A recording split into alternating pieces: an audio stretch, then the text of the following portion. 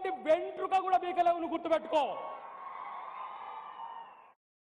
నీవు fake video లక్షలు తయారు చేసిన నీ పార్టీ లక్షలు తయారు చేసి గాంధీ కుటుంబం మీద, సోనియా గాంధీ గారి మీద, కాంగ్రెస్ మీద ఇలా అబద్ధాలు చెప్పిన మీరు ఎవరో ఫేక్ వీడియో క్రియేట్ చేస్తే రేవంత్ రెడ్డి గారి మీద హోంశాఖ ఇలా కేసు పెడుతుంది.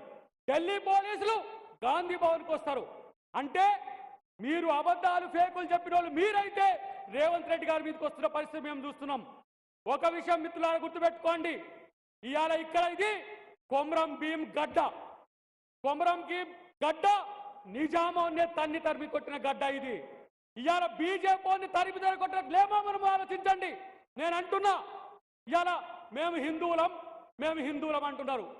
ఏం రాముడు మీకు చిన్నయ్యా? సీత మీకేమైనా చిన్న మారా? లేకపోతే రాముడి వంశంలో ఏమైనా పుట్టినరా మీరు? వీనికి హిందూ అంటే తెలియదు, హిందూ మతం ఎప్పుడు పుట్టిందో తెలియదు, రాముడు ఏం చేసిందో తెలియదు.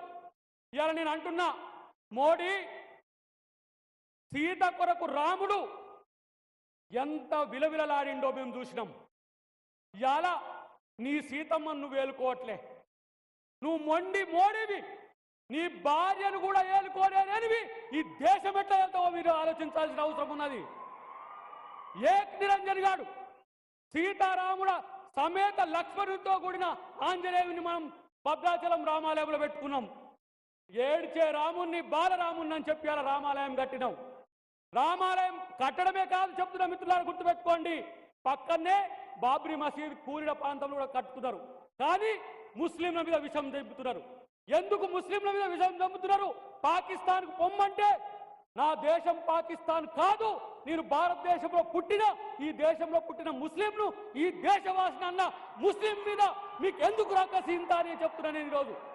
నేను చెప్తున్నాను, గుర్తుపెట్టుకో మిత్రులారా, మోడీ అనేటోడు చేతగాని దద్దమ్మ, మోడీ అనేటోడు చేతగాని దద్దమ్మ. అమిత్ షా లాంటి లఫూట్ గారిని పట్టుకొని ఇలా దేశాన్ని దోచుకుంటున్నారు. ప్రధాని, అంబానీ, అదానీ ఈ ముగ్గురు దేశాన్ని దోచుకుంటున్నారు.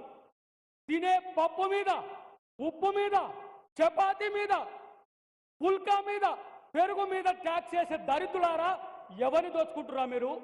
ఈ దేశంలో ఉన్న 120 కోట్ల మంది హిందువులను దోచుకునే దరిద్రులు వీళ్ళు. వీళ్ళు పాకిస్తాన్కు పెట్రోల్ అమ్మితే 45 రూపాయలు, శ్రీలంకకు పెట్రోల్ అమ్మితే 45 రూపాయలు, మనకు పెట్రోల్ అమ్మితే 100 రూపాయలు. మీ బొందర మిమ్మల్ని పాతాళంలోకి తొక్కుతుంది దేశం. ఇలా మోడీ, అమిత్ షా, ఈరోజు బీజేపీ, ఆర్ఎస్ఎస్ ఎన్ని కుట్రలు చేసినా కూడా కాంగ్రెస్ పార్టీ రాహుల్ గాంధీ నేతృత్వంలో ఇలా దేశంలో కాంగ్రెస్ పార్టీ రాబోతున్నది. ఇక్కడ రాహుల్ గాంధీ గారు ముఖ్యమంత్రి అయినరు, రేపు దేశంలో ఇక్కడ రేవంత్ రెడ్డి గారు ముఖ్యమంత్రి అయినరు, రేపు దేశంలో రాహుల్ గాంధీ ప్రధాని చేయడమే మన లక్ష్యంగా ఉండాల్సిన అవసరం ఉంది.